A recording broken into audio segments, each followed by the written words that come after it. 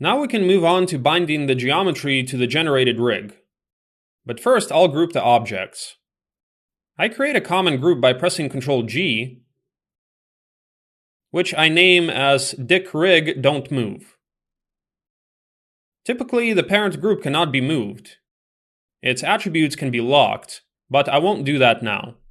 Just keep in mind that the rig can be manipulated through controllers only. Then I create a group for geometry. I'll call it Geometry GRP. I'll add all objects related to the character's geometry to it. And after, I'll add guides and the generated rig to the common group with the geometry. I prefer to store guides together with the rig. They don't affect performance in any way. But if something happens, you can quickly correct it and update the rig. Except that to rebuild a group of guides, you need to drag and drop them to the root of the project. Otherwise, MGear will show an error. Don't forget to save regularly. I also recommend you to set up autosave so you don't lose the work you've done.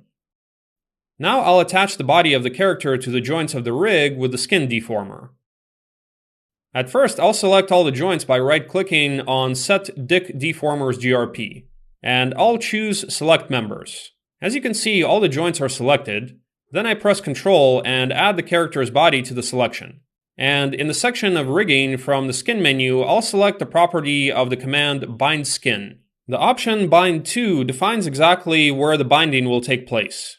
So I set Selected Joints to obviously bind to the selected joints. The Bind Method option defines a method for automatically calculating joint weights. Here you can experiment and choose the one that gives the best results. I'll choose Geodesic Voxel. It gives good results by distributing the influence of joints over the volume within the geometry. The skinning mode defines the skinning method. It can be classic linear or dual quaternion. Each of them has its own advantages and disadvantages. The weight blended method allows you to use both methods simultaneously, indicating where exactly each one of them will work. I'll draw a map of the weights by geometry. I won't dwell on the nuances of their work. I suggest you experiment on your own. I almost always use the classical linear skinning, so I'll do the same now. I also disable the Remove Unused Influences option, so that no joints are excluded from the skin deformer. It'll help avoid some problems with saving and loading the weights in the future.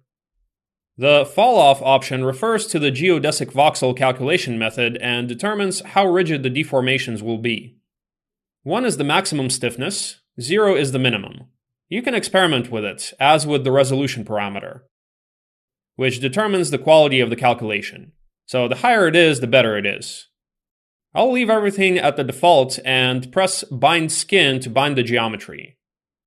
We can see that the body follows the rig now. If you want to apply a skin with other original settings, you need to delete the previous deformer. You can do this, for example, by selecting the geometry and applying the Unbind Skin command with Delete History mode.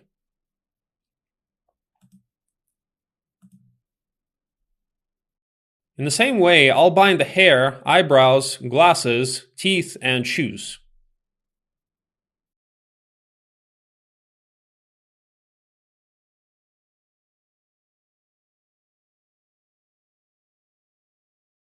Pay attention that the geodesic voxel method doesn't work for glasses. As soon as the points are bound in this way, they disappear.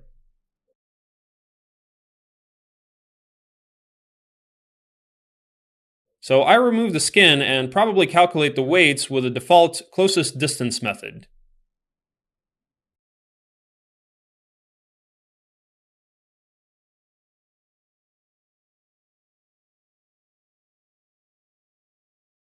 Then I'll attach the teeth and shoes. Basically, you can bind geometry only to those joints that should potentially affect it. For example, you can bind only hair and head joints. But I prefer to bind the geometry to all joints of the rig at once to avoid wasting time looking for the right joints in the scene. In order to bind clothes that are worn over the body, it would be more handy to use a deformer that allows you to deform the object with the surface of another object. In that case, you'll have to adjust the deformations only on the body, and the clothes will repeat all the shape changes automatically. Whereas if you deform clothes with skin deformer, the weights will have to be adjusted to make the deformations the same on the body and clothes. Otherwise, the clothes will flow through the body. You can use the wrap deformer for this, or the more universal proximity wrap that Maya has in the 2020 version. You can also use the deformer that comes with M-Gear, which is called CV wrap. This is probably the fastest of the above, so I'll use it. To do this, you have to first select the clothes, then the body, and select the CV wrap from the deform menu. I'll leave the default settings. The singlet now follows the body, and in the same way, we see the hidden CV wrap 1 base object appear in the outliner. As for many other deformers, Maya keeps a static copy of the geometry to which the binding is done. Now I repeat these steps for the pants, belt, and body hair.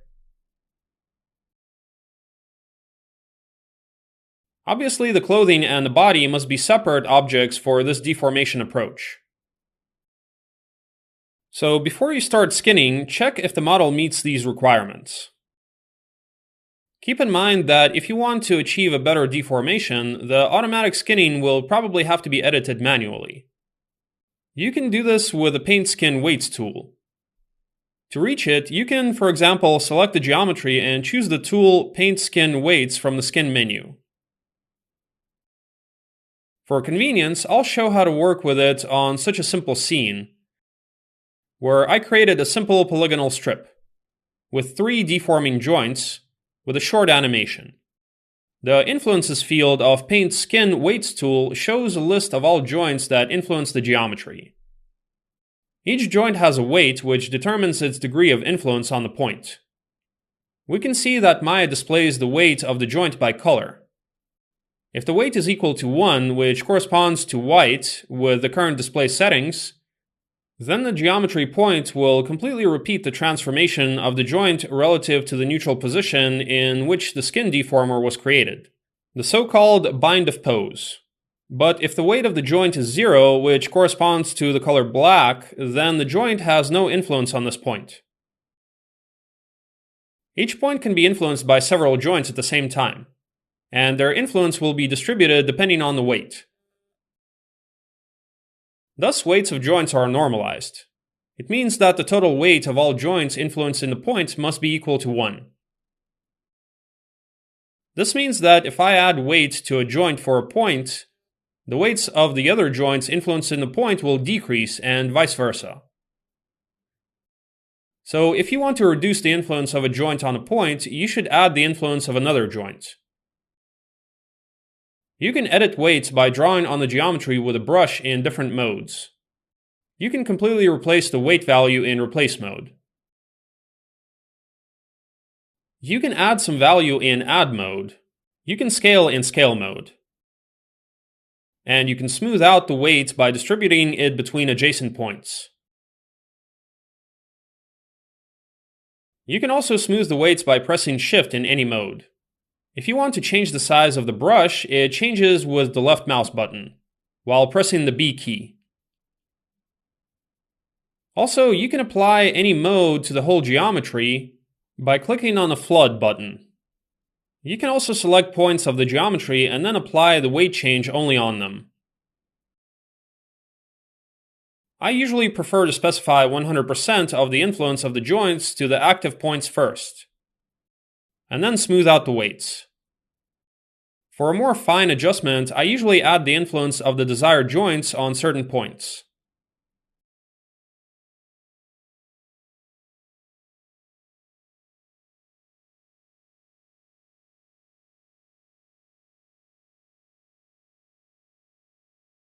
It's convenient to select the active joint in the viewport by right-clicking the joint and dragging. Actually, I recommend using a handier tool for skinning. It's called NG Skin Tools. It's a free plugin for skinning. It has its own good weight smoothing algorithms, and overall it's more convenient to use. I won't describe how it works. It's quite simple and pretty intuitive. Setting up the scales is a rather tedious and labor-intensive process, so I won't show you the whole character setup. The main thing is to understand the principle. I'll show again on the phalange of the finger how I usually do it. We can see that now the weights are too soft. The geometry is too weakly responsive to the rotation of the controller.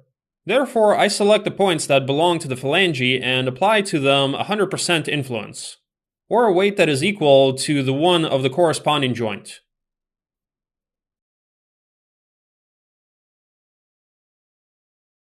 After that, I smooth out the weights a bit. Something like this.